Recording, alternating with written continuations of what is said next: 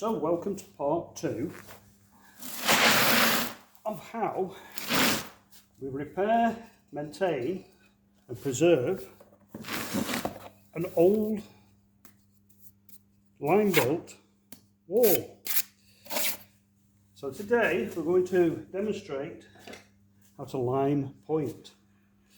Now this lime here, we've added some earth pigment to it just to make it easier for people to see. Plus it enhances the brickwork a little bit. You wouldn't normally do this unless requested. Here we go. You have your hawk and you have your tuck trowel. You get some of the tuck trowel and you put it into your perb, like so. Steady hand.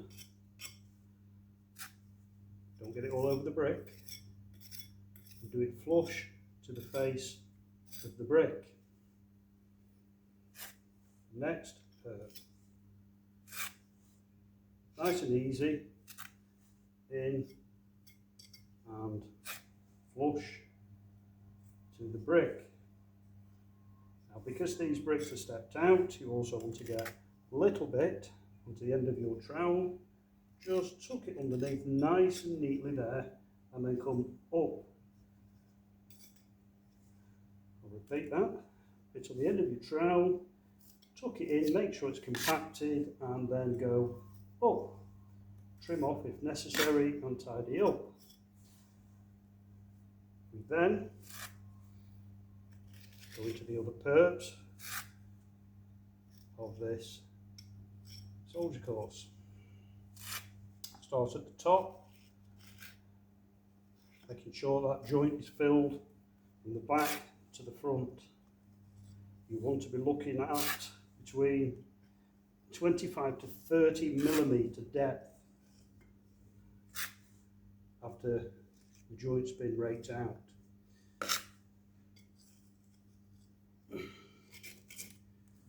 Now because this brickwork is still wet from constructing the wall, we're not too worried about dampening up the brickwork. However, when repointing, we always dampen up the brickwork with our trusted spray. So we'll demonstrate. And we just lightly spray the brickwork like so. We don't want it absolutely dripping wet, we just want it to take that initial bit of suction out first. Okay, we don't need too much there because that brickwork has only just been laid at the top there. So again, in, trim, and finally you'd compact.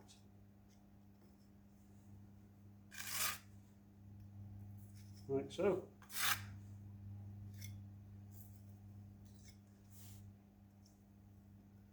Trim it back and up again. You can strike it up again once it's setting a little bit. Don't worry too much about the uneven bits. And then again, underneath that brick that's hanging over, don't do like Billy the Builder does and fill it front to back. It just isn't the correct thing to do and it looks horrendous. Always point the joint, like so, making sure it's compacted, go right to the back of that joint. Trim off if needed, just tidy it up a little bit, like so. Now any little bits, what they call snots, are hanging on, they'll be removed later with a soft brush. Now onto the straight brickwork, again, you do all your perbs first, trim it back there, and so there's a bit of a bad one to do that, a little bit of a damaged brick, so we can just tidy it up a little bit. And again, brushing afterwards gets rid of all the little marks and snots and things that's on it.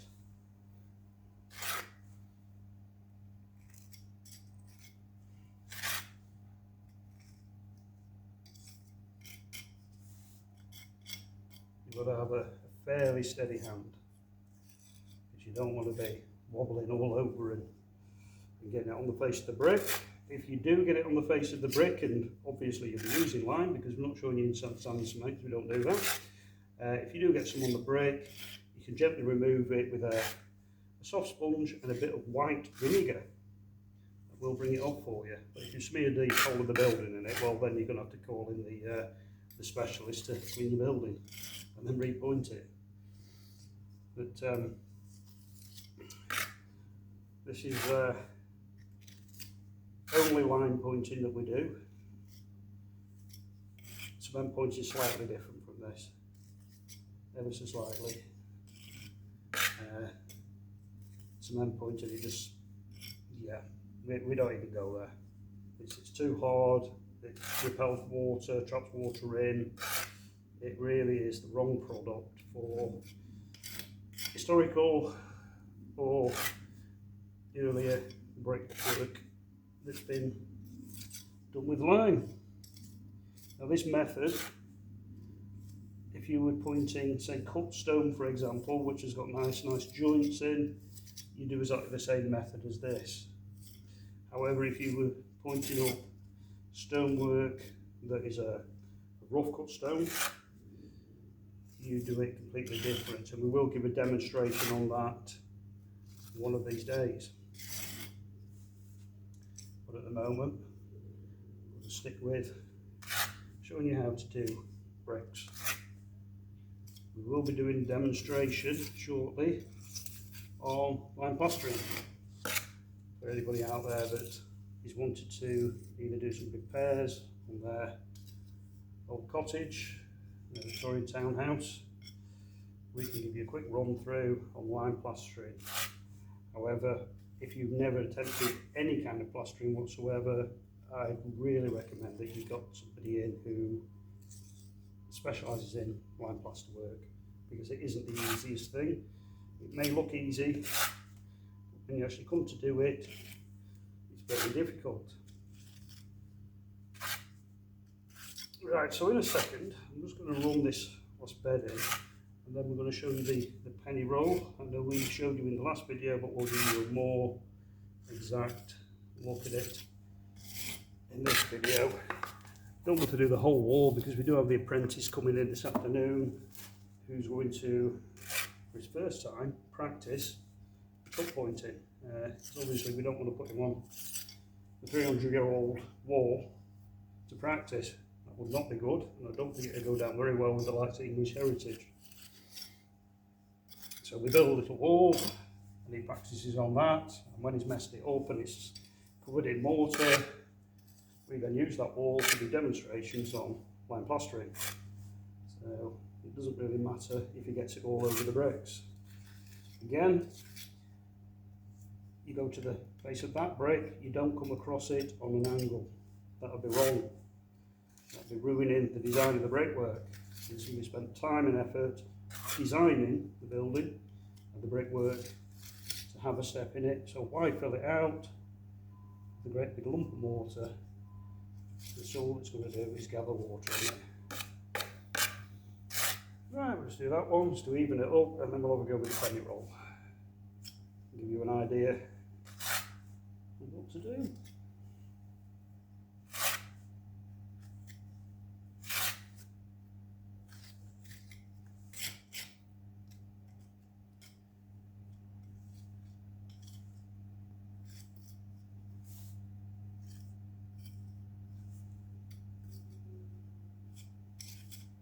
This mortar that we're using is made up of hydrated lime. Now, hydrated lime in the industry, in the restoration industry, is known as builder's lime. Now, you go down your local builder's merchants and you can get yourself a bag of hydrated lime. However, hydrated lime will not set without the assistance of something like maybe gypsum or cement added. So do not be fooled by your local builders merchants telling you that that's lime, because to be quite frank with you, it isn't. Because this that we've used here, tomorrow, next week, next year, I'll be able to just scrape it out, wet it up and reuse it. It never sets. the correct material that you want is either quicklime, which comes in two forms. It comes in the form of kibble, or it comes in the form of powder.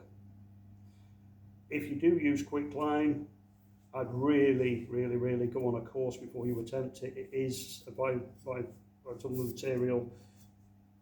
It gives off a lot of heat, it can burn you, it'll damage your lungs if you breathe it in, it'll blind you if you get it in your eyes. It's nasty stuff, but it's good stuff. We use it all the time, we are trained in it, so we do know what we're doing. The other way of doing it is to use a lime putty, which is, again, you've got to be careful with it, you know, wear gloves, etc. Don't get it in your eyes. You do have to be careful with it, but it's not as dangerous as quicklime in its true form. The other way is, or the other lime should I say, is hydrated lime. Hydrated lime, you don't really use it. I suppose if you're repointed somewhere that's in a highly exposed area, it doesn't have the same properties as quicklime. It's a lot harder, which is never a good thing. I mean, it's better than cement. Cement will set somewhere in the region of 48 newtons, which is very hard. Even NHL lime is nowhere near that.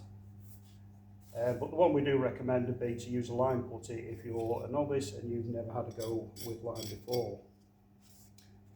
When you've used lime, you've done your pointing, so you've wet your wall, you've got your pointing in, you then want some Hessian sheeting. You put Hessian sheeting over it, you dampen up that sheeting and you keep it damp, because that lime is not going to set for around 38 days. And in that time, really, you want to be keeping it moist damp, you want to keep the sun off it, you want to keep the wind off it. If you don't, there is a possibility that it's going to shrink back on you, it's going to crack, it's not stuck to the brick, so it'll come out eventually. Quite a few reasons as to why you do what we call cherishing, which is putting the sheeting on it. Right, the next bit is the penny roll top pointing. So we got our faithful penny. I've got my favourite one with me today, unfortunately, which is an original Victorian, Queen Victoria penny, which is very thin and very worn. But we've got, I think it's a King George we're on today. So we'll use George to strike that line up nice and neat. Now remember from the other video, you need to get dead centre of that joint. Okay, because it's inset in between the brick there, we need to line it up again and do it from two directions. Now don't worry about the little burrs that are hanging on there. We get those off later on when it dries in a bit with a soft brush. And up we go again. A bit awkward, trying to do it to one side so you can see it on the camera. That's not an easy task, as anybody in the industry will tell you. You need to be in front of it, not to the side of it really.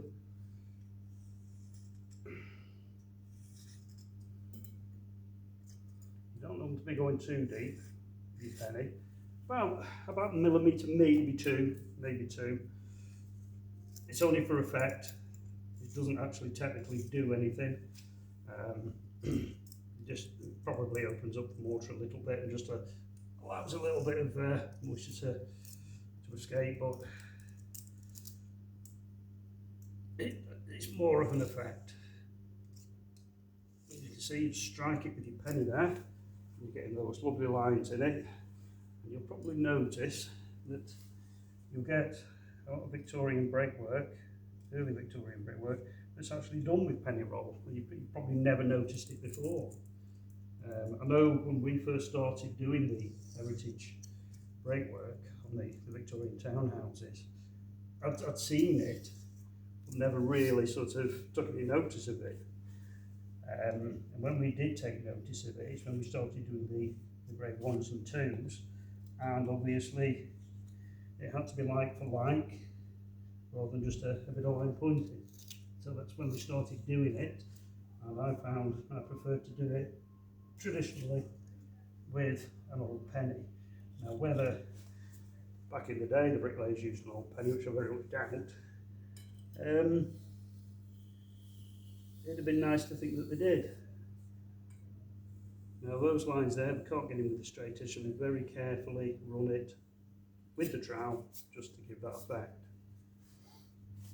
Now that's your penny roll tuck pointing. Now you could have just done it flat, smooth, or as in the last video, you could have done it with a churning brush. You never really want to inset it, because when you're doing pointing, you want that water to run down straight. You don't want it to run in, out, because what that will do, it'll take the edge of your brick away with erosion eventually. The idea of the pointing is to seal between the two bricks so that water runs straight down. I think that's about it for that video. Our next video, like I say, will be on lime plastering, which will give you a demonstration on the 3-coat lime plastering job, containing obviously lime sand, animal hair and lime putty. Now to finish it, little soft brush on there like that. You probably wait a little bit longer to do it, let it dry in a bit, but obviously for demonstration purposes and timing, we'll do it now. And that's it for your quick demonstration on lime pointing. We'll do some more videos in time of jobs that we're doing on site. We'll give you a run through, and then you can actually see how it's done, what we class as commercially, because we don't do a great deal of domestics these days. A lot of it is heritage stuff for organisations and construction companies. Well, that's it for this video, and thank you for watching. Hope you enjoyed it, and as usual, don't forget, give us a like, give us a thumbs up and subscribe. And if you have any questions or any criticism, please let us know. We're always happy to help. We're always happy to give you a bit of advice if you're attempting to do a job yourself. But remember, quick lime can be dangerous, so don't just go and buy some and have a go with it. Learn how to do it first, because I'd hate to hear that somebody's lost an eye because they watched our video. See you soon.